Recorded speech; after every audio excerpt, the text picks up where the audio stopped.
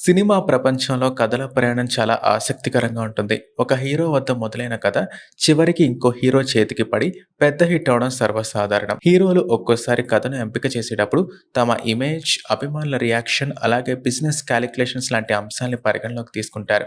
అందుకే చాలా మంచి కథలు చేతులు మారి చివరికి ఎవరికో సక్సెస్‌ని అందిస్తాయి.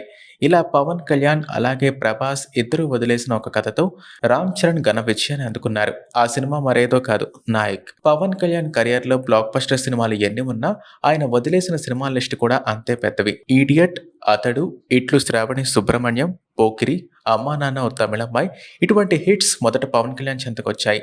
అలాగే ప్రభాస్‌కి కూడా 'ఒక్కడు', 'దిల్', 'ఆర్య', 'బృందావనం', 'డాన్ సీను', 'ఊసరవెల్లి' ఇటువంటి చిత్రాల్ని వివిధ కారణాలతో తిరస్కరించారు. అయితే వినాయక్ దర్శకత్వంలో తెరకెక్కిన 'నాయక్' కథ ముందుగా ప్రభాస్‌కి వినిపించారు.